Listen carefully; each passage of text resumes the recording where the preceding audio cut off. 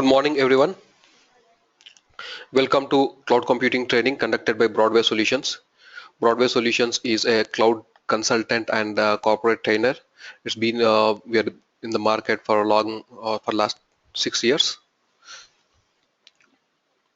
Our expertise is into especially into migration of applications into cloud, migration of data into cloud, and management of cloud services, and providing solutions for various customers on cloud for on-premise or using the public cloud services. We especially provide solutions on Amazon Web Services, Google App Engine, and Salesforce and Force.com. We are also into cloud computing training. We are more into corporate trainings where we conduct trainings on general cloud computing contents and also customized trainings for various customers based on their needs for development teams, for architects, for managers, for business users to understand the various aspects of the cloud. So let me start with the basics of the cloud. Today, we are going to discuss overview of what is cloud computing, what are the benefits you get by using the cloud services, what are the various types of services available in the market, and what are the challenges while you use cloud services, who are the current top cloud providers, and we'll just get a glance of what is Amazon Web Services and what all services it provides. So let me start with this. What is cloud computing? Uh, is it really a something innovative technology that came in the market, or is it just a hype? So this question was there for last 5 6 years, and a lot of people ask this question: is it really something new that is there in the industry, or is it just a business hype that is created to sell the services by top providers? So whether really a hype or really a technology, we'll see that. So before that, we'll just go into the projection of the cloud and see really is the market going to adopt the cloud, or is it just a hype that is created. The recent study says that by 2020, nearly 30% of all IT spendings will be on cloud instead of the on-premise or instead of their own data centers that they use. And by 2018, majority of the workloads that is today in the IT in their own premises will be present in the cloud. So that shows how industry is moving towards cloud, how fast it is moving towards the cloud adoption. So coming to the question that is it really new technology? The fact is that cloud is not a technology. Cloud is just using the current technology stack and the advancements and enhancements that happen in the stack. So it's just a new approach evolved out of the business models, how you use a technology. It's a natural evolution. So the where what happens is the cloud, the services available in the data centers, which is deployed in various data centers and various applications, they are provided over internet to multiple users at the same time. So because they are provided over the internet, the word cloud came in there because the cloud word is used as a metaphor for the internet. Wherever we draw diagrams and represent internet as an access medium, we represent a cloud diagram there. So that is how the concept of the cloud word came in. So what exactly is the cloud? There are multiple ways to look at it, and there are many definitions available. If you go and search in Google, you will find hundreds of definitions of cloud. But if I take a summary of it, it is all about resources which are available at one data center managed by some organization, managed by some vendor. They are shared for multiple users. So resources are shared, and those resources are provided as a service instead of this resources are just given as a complete resource to a particular user as a lease. Now the resources are shared and they are available as a service, so whenever you need, you can use it. So they are available on demand. That means only for the duration of the time that you need that resource you will use it, and then you release the resource so that the same resource can be utilized by the other people. So the vendor will manage all those resources, and you pay only for the duration that you have utilized it. You'll not pay for the entire a year or for the entire resource or whatever. Only for the amount of resource you use and for only for the amount of time you used, you'll pay it. So at a high level, it is shared resources which are provided as a service, and they are available on demand, and the customer pays as the they uses it. So this is what the cloud is. So what is the difference between that cloud and the earlier way of using this data center model. So I call it a classical. So classical versus the cloud computing differences, if you want to see. So before cloud computing concept, if you have to have, let's for example, a website you want to host so that your business can be run through an online channel, then you go and buy hardware for it, and you are the owner of the hardware. You are responsible for that, so you initially invest money on that, and then you are responsible for installing that hardware, configuring for your need, and then testing it and making sure that it works fine, it in properly integrates, and then you start using it. So then the responsibility of maintenance, upgrade of your that hardware is completely lying with you. You are responsible for any upgradations, any changes to be made, uh, and ultimately, if any enhancements has to be done, if any new hardware comes in and your need grows, so you have to upgrade the hardware. So that means you have to buy new components or buy new hardware altogether, and then the cycle continues. So again, that new one you have to install it in your system, configure it, and then start using it, and maintenance up to you. So this complete cycle, though this is not actually your business, you are doing it because this is what is supporting your business. You are doing all this overhead. So in a cloud computing, what we say is this complete responsibility is taken care by vendor. They own the hardware, they buy the hardware, they are responsible for installing, configuring everything. All you do is whatever the amount of hardware you need, you just go and subscribe for it and start using it for the duration whatever you need, and you are done. Maintenance is not your responsibility, upgrade is not your responsibility. So all you do is you pay for the amount of time that you utilized it. So this is the difference between classic computing and your cloud computing. So the advantage you get with this cloud computing is you focus on your business. You really don't put your efforts, money, and everything in the business that you really are not responsible for. That means you don't buy and own the hardware or software, whatever, and you don't really have a team which takes care of maintenance, upgradation, everything. So that responsibility is given to somebody else, and you just pay for it. So according to a National Institute of Standards Technology, it says that a cloud uh, is defined by considering few characteristics. So if a particular service is with these characteristics, then this is called as a cloud service. Otherwise, it is not. So a cloud service should always have a on demand, and it should be self-service. Somebody should be able to go log in into some portal, website, some application, something, and then we should be able to subscribe for a service and start using it. And the service should be measured in the sense that whatever the amount of time you used, a proper billing should be done. There should be some way to find out how much time you utilized it, what duration and what period of time you utilized it, and then according to that, bill is generated for that. And this service should be elastic in nature. That means today you have subscribed for one particular user or a specific machine with let's say two processors and so and so RAM, let's say 4 GB of RAM, and then tomorrow you want more servers like that for running your business. You should be able to automatically do that. You should be able to create new resources and attach to it. So that is elasticity. And resource pooling is the resources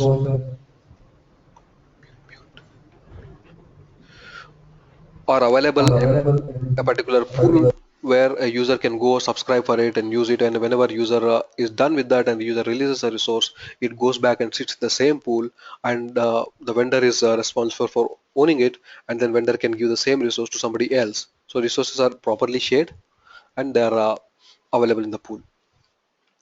And one more important feature for a cloud is it should have a broad access, network access.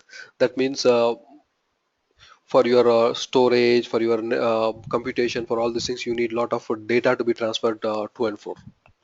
So for all this data transfer, you should have a proper bandwidth, proper network available, and among your resources also, uh, a proper network should be available so that resources can connect together. Like a normal data center, when you do it within your premise, how you do it, it should be available with a similar level of network access. So these are the essential characteristics. If these characteristics match, that means your service is a cloud service. So we talked about cloud as a natural evolution. We said that it's not a new technology. Then how did it evolve? So this is what, if you see the history of computing, it happened initially. There was a cluster computing in a distributed computing environment where you can have multiple clusters, and an application can be installed on multiple clusters, and there is a common cluster manager and load balancer from where a request is diverted or directed to a particular node, and there the request is processed and the results are given back. So this concept was there in the industry where you have a lot of load on your applications and you need a lot of resources. And from there a concept of grid computing came in, where one additional layer of virtualization is added as a hypervisor, and then multiple hardwares can be combined together and given as a single resource to the user, so that user can use it as one single server. Or maybe the other way around, where one single server can be divided into smaller multiple nodes or multiple components and can be given to multiple users, so multiple tenants can run their applications on the same server. So so that concept of virtualization with multiple data centers or multiple servers along various, so for example, various universities, this is mostly used uh, together combined as called as a grid service. And then the concept of utility computing came in, where you develop small utility applications and you don't run them completely on all individual nodes, or you don't run as a standalone application on your own computer, but you use the service from a different location. It is installed and used and running at a different place, and you're using it from your own machine.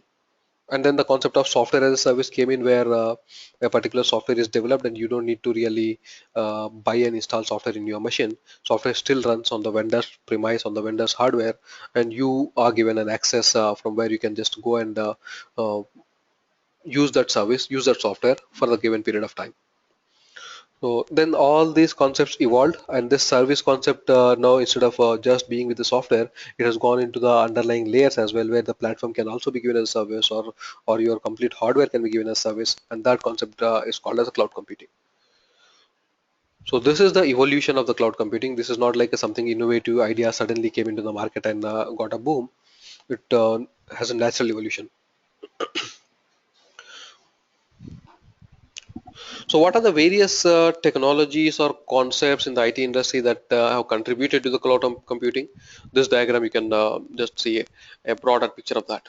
In the hardware area, there is a lot of sophistications being done, and a lot of new concepts and approaches came in for maintaining, managing, sharing the hardware. That is virtualization, and then multi-core chips are there. Today, one node contains started from dual core to quad core to like 16 cores to 64 core processor are available today. And then they are virtualized, so from the external user perspective they can use only the limited ones what they need instead of using the entire server. So one more layer is added. So in hardware area, that kind of enhancements has been done. And in the distributed computing area, as we just discussed, the utility computing and grid computing concepts came in, which has improved the way the services are being shared and used to various users. And in the system management area, at the data center side, where your hardware management happens, lot of enhancements has been done. Lot of new approaches came in there again, where for automation of your data centers, and then managing data centers, giving the resources of the data centers to various users. That approaches have been developed a lot. And then from external user perspective, the concept of service oriented architecture, and then the web 2.0, where how the services are given to various users, from how they can access from different browsers or different machines or different types of devices. All these things came in. So all these things contributed into this concept called cloud computing. So cloud computing uses your hardware virtualization, it uses the cloud utility and grid computing concepts, it uses data center automations, and it uses the service oriented architectures. So this is what is your cloud computing is. And how exactly cloud computing works? There is a layer of hardware. You have a lot of physical resources available. They can be different servers, they can be the storage, they can be network. So a lot of hardware is available. On top of that, a layer is added, which is a software layer, which is called as a virtualization, which takes care of managing this hardware and exposing this hardware to external users as individual hardware components, or combining multiple hardware resources. Let's say two different servers with four CPU capacity each can be given together as eight CPU capacity as a single server to external user, where combining these two physical servers and making it one is the responsibility of this virtualization layer. So virtualization layer is added on top of your hardware, and this hardware is given to the external users. Let me call them as cloud users.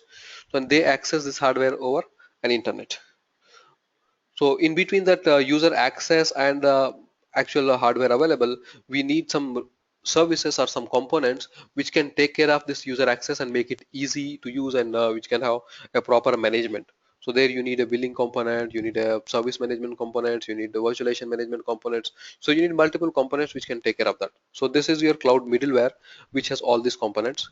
So overall, the cloud computing works like this. There is a hardware, and there is a virtualization layer, and there is a cloud stack on top of that, and then users access from outside over internet via this stack. Now that we know what is cloud computing and what does it do and how it works, so let's see what are the benefits and why industry is moving towards cloud now. These are the major benefits we see in the cloud computing. First of all, it eliminates the need to own, maintain, and install your own infrastructure. As a small company, and as my business is totally focused on some specific area, let's say e-commerce or some online service kind of a business, there I don't really need to care about my hardware maintenance installation. So that is one advantage you get by using the cloud computing services as a cloud user.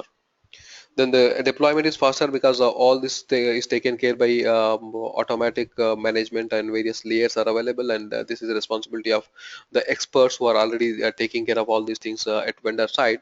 So for you it is all few clicks and it is done for you.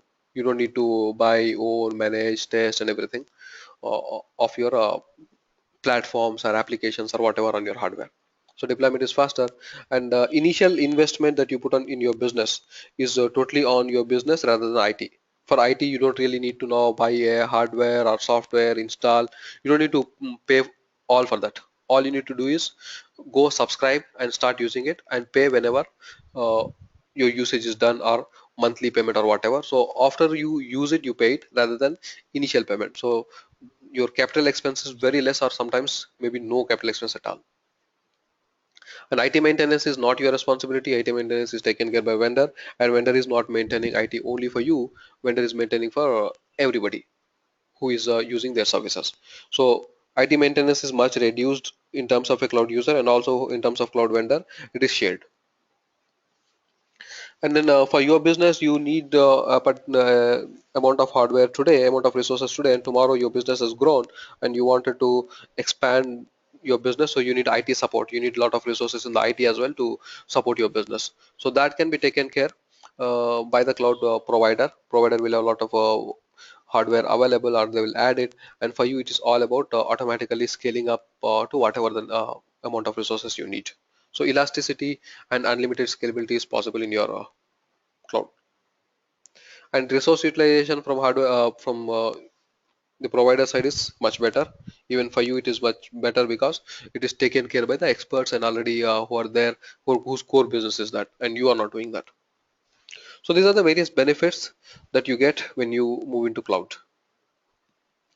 And as we just seen that industry is moving into cloud a lot. Almost every organization is now thinking of cloud, or already they are there into cloud, or already they started migrating their applications into cloud. So what are the basic reasons they are going towards the cloud? So there are few here. What are the reasons for adopting cloud? Scalability is one, as we just seen that when you need more resources, they are available in the cloud, so you can go and take it. Elasticity is both scale up and scale down is possible. Today I need more resources for 1 or 2 months when I run my business at during peak business season or whatever, and then I go back and run my business in a normal mode where I don't need all those resources, so I can scale down my resources as well, so I don't need to pay for that. So see, elasticity is that. So that is possible, and that is one of the reason people are moving towards cloud. And virtualization, now you are independent of the hardware. There is a virtual layer which will take care of that. So tomorrow there is any hardware failure or hardware issue or hardware incompatibility or anything, it's not an issue now. All you need to do is you need to interact with your virtualization layer, and your application knows how to uh, talk to virtualization layer, what kind of commands, what kind of request it will take, and underlying hardware is responsibility of the virtualization layer. And if hardware change happens, your application is not impacted. And then the costs, just we have seen in the earlier slide, your cost both in terms of initial capital expense and in terms of the hardware maintenance and all is much reduced by using the cloud services, because you are not going to take care of all those things. And mobility is one of the reason, because with the cloud your data is available at a centralized location. Your applications are running at some centralized location. Now from various devices from various locations you can still access it. So your user need not to have a desktop where all the softwares are installed, and desktop is placed in your office, so user has to physically come to office to use the software. It is available over cloud, and as long as user has a device from where he can access the application or software, he'll be able to do it. So user can be mobile and still can use it. And due to that centralized location, collaboration is possible. One user has updated a code or some document or some data has been updated, and it is available to all the users because of the centralized location. No, it is not dependent on a one single application node or application location, something like that. And risk reduction, yes, today I have decided to start a business, or some new idea I want to implement, and I want to test how it works on a particular set of hardware and how the application runs and what kind of data it generates and all, so that you can initially test it and make sure that it works fine before you actually go into using those resources. So for initial period of time you can take cloud resources and you can test your ideas there. So that is possible. So these are the various uses, and these are again the similar slide where we have all this kind of reasons for adopting the cloud. So let me talk about various services that are available in the cloud. As we just discussed that hardware can be given as a resource, similarly your platform can be given as a resource, or software can be given as a resource. So these are the three layers or three levels of services that are available in cloud. We call it as a, let me go from the bottom, infrastructure as a service, where um, your computing capacity, number of CPUs, your RAM, storage, all these things are available, or network is given as a resource. So any these kind of resources which are given as a service are called as infrastructure as a service. And on top of that, let's say somebody is giving operating system or some Java platform or some .NET platform or some specific layer which can help you run your applications. So that kind of platform, that if that is given as a service, that is called as a platform as a service. And software as a service, where you don't really take a platform or hardware, you directly use the software developed and run by some vendor. All you do is you subscribe, create your users maybe, and then start using it. So these are the various services available in the cloud. And now new terms are coming in. Even though these are the broad categories, but if you still go into further details, people call it anything as a service. So in cloud, anything is possible to be given as a service. Some people say database as a service, as a server as a service. You may classify it into platform as a service as well, but some people call it separately as a database service, or maybe network as a service, or maybe monitoring applications are available, so they are as a service, or maybe just communication as a service. So there are multiple ways to look at it, but these things can be given as a service in cloud. So there are a few examples. For example, salesforce.com is there, which will give you access to their CRM application. You can create users for your marketing executives or any marketing department people, and then they can start filling in the data, use the various tools in that, and then they can perform their operations. They don't need to buy and install that salesforce.com complete application into their particular system or data center. So this is an example of software as a service.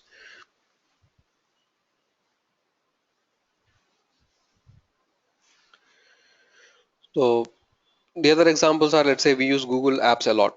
So they're all softwares available, and we don't buy and install those softwares. We just use online, so they are an example of a software as a service. Similarly, Office 365 is an example of a software as a service, where you don't need to buy complete MS Office. All you do is you can subscribe for it, and online you can use Word, Excel, PowerPoint, everything. So a few examples of a platform as a service. Google App Engine gives a platform where you can create and deploy your Java or Python applications, or Go is another language by Google, so you can use those applications. Force.com is another example where you can create applications for your CRM or any that kind of application by using the tools and components available by Force. And Windows Azure is another example where you can develop your .NET application, or even other platform kind of applications you can develop. So it provides a complete platform where you can run your applications. This is another example. And IaaS, where physical resources are given as a service. Amazon is one of the key player in the market. They give virtual machines you can use, and you can run your applications on that. Similarly, Google gives infrastructure as a service, and IBM also gives, and there are multiple such vendors who gives uh, storage or hardware as a service for users. So these are few examples of top IaaS providers today in the market: Amazon, Rackspace, GoGrid, BlueLock, DataPipe. Multiple vendors are available for it. And if you take PaaS as an example, there are multiple. Again, Google App Engine is one, and then RightScale, OpenStack. Multiple vendors are available who give PaaS service. Software as a service, we've seen Salesforce.com, Office 365, Talio is another application. Similarly, Oracle has some software as a service applications. So these are a few examples of SaaS vendors, but there are many in the market today.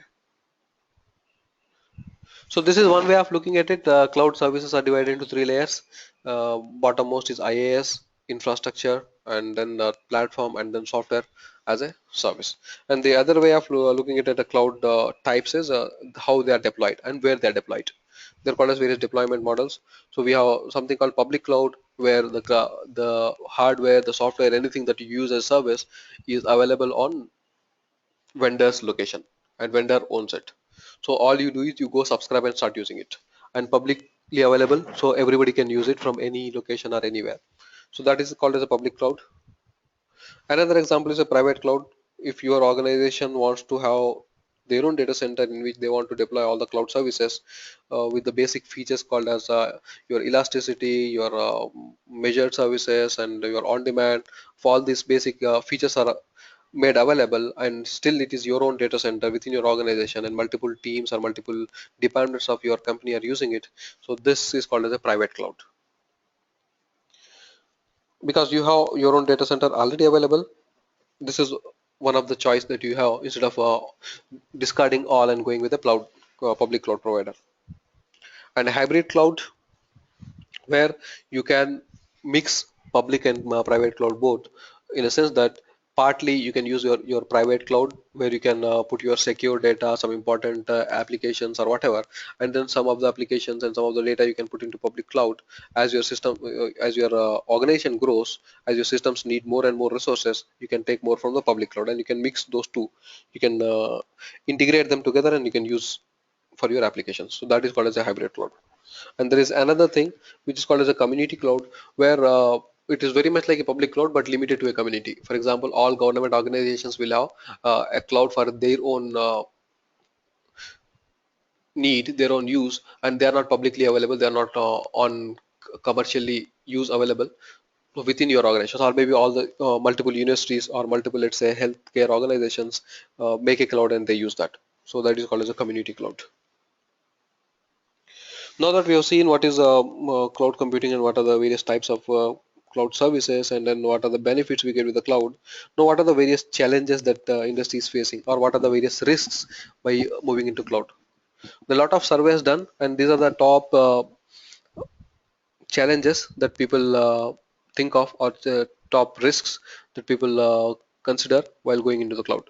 So the first example of this is security. So when I put my data and my applications are running into cloud, how secure are they? That's a major question people have. So a lot of solutions are there for that, lot of ways the security is being implemented, but that still poses to be a challenge in the cloud computing. Similarly, privacy of my data, reliability of the cloud services. What if something goes down? What if something is not as reliable as my own data center? How do I manage my business or my applications? The question. And if data is lost, if data is missing or something happened, some crash happened, how do I recover the data back? Do cloud providers do that? And what about the service managements and SLS? What are the service level agreement that we had with the cloud provider? And are what if they do not stick to that? How do we manage it? And the quality of service agreement that we had with the cloud provider, do we really get that same quality of service all the time when my business is up and running? And how do I integrate with other applications which are not in that cloud, maybe, or with my own on-premise applications or data? How do I do that? And what if I'm using a particular cloud provider and tomorrow I'm not interested with that and I want to move to a different cloud provider? How do I do that? Or am I totally logged with that cloud provider? So vendor locking is a concern. And people say that lack of control because it is completely managed, owned by a provider.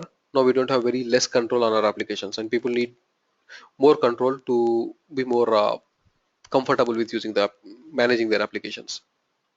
So these are the various challenges that we had as various surveys conducted. People come up with these challenges for cloud computing services. Okay. Then we'll see what are the top cloud providers in the market. There are today hundreds of or I can say even thousands of cloud service providers are available in various areas. Areas in the sense in infrastructure area, in hardware areas, in platform, in application as a service areas, and all these things. There are multiple providers available, and I've just given a name of few top providers today available in the market. Amazon is one, and Microsoft is also leading in the few specific areas, and there are Cisco systems. Google is also having its own cloud platform with a lot of services in it. Rackspace gives a lot of hardware services, and HP also gives a private cloud implementation and also the services. One of the top cloud providers today is Amazon, which is giving so many services and which is playing a leading role, and a lot of companies are using Amazon services. So we'll talk about that.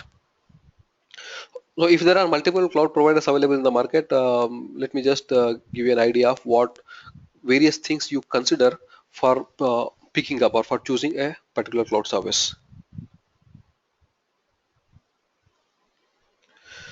So what do you look for? You look for various features that provider provides, and how easy it is to use the services, and what kind of security that provider gives you, and what are the standards that provider is compliant with, like data center standards, application standards, security standards, multiple things. And how about the mobile access of those online services provided by the cloud, and what kind of help and support that provider gives you, and uh, very important thing is the pricing. So we'll go quickly over Amazon Web Services. I have just 5 minutes left now. So Amazon is, as I just told, a market leader in cloud services. So it has multiple cloud services available. Uh, so these are the few examples. Amazon has divided its services into two types of services. Core and infrastructure services is one, and then the platform services. So these are the core services. Amazon has a cloud compute service where it gives the hardware as a service. It has multiple sub services in it. EC2 is one, and Lambda is an event based one. Auto scaling is where automatically you can add more servers to it, and elastic load balancing where you can have one node which can take care of load balancing of your request into multiple virtual machines. And storage services are available where each one has a different features. For example, S3 is a simple storage service where you can create buckets and upload huge data. EBS is something like your hard drive for your virtual machine where you can connect and you can uh, run your applications as a internal storage of your machine. And Glacier, where you can have archive your lot of data and you can retrieve back at a later point of time. And CloudFront is for content delivery network. And databases, it provides multiple types of databases, your relational databases, and then your NoSQL kind of a database, and your caching for the databases, in-memory caching, all these services are provided with it. And networking, Amazon provides the routing service, and which is actually your DNS service and the virtual private cloud, and then it is possible to connect directly from your on-premise network to Amazon's network. That's a direct connect. And then Amazon provides various administration and security services like your identity management, your key management, and then the directory services like your OLAP, um, these kind of services.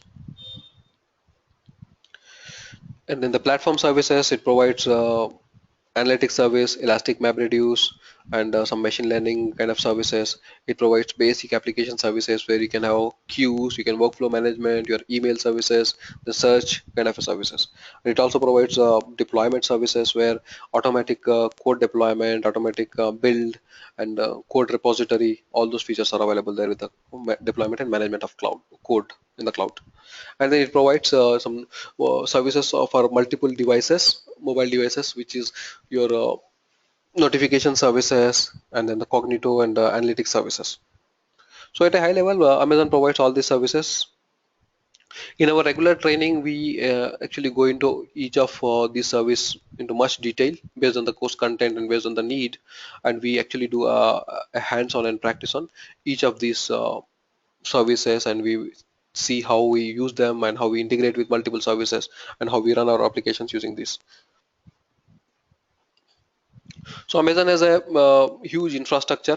So these are the various areas where Amazon has its own data centers. America, North and South America. It has various data centers in North Virginia, Oregon, and California, and then Sao Paulo is South America, and then there's another government cloud. And then Europe and Middle East Asia, EMEA, it has in Ireland and Frankfurt, Germany, and in Asia Pacific, it has in Singapore, Tokyo, Sydney, and Beijing. These are the various cities where it has its own data centers. Apart from data centers, Amazon has some edge locations from where a content delivery network is possible. You can have your data streaming or maybe images or videos, those kind of things. Normally you deliver via a CDN. So various edge locations are available, and edge locations are many, and we have edge locations in all these locations apart from data centers. So you can choose one location, one edge center, and then you can choose few of the services, and you can run your entire application and Amazon Web Services.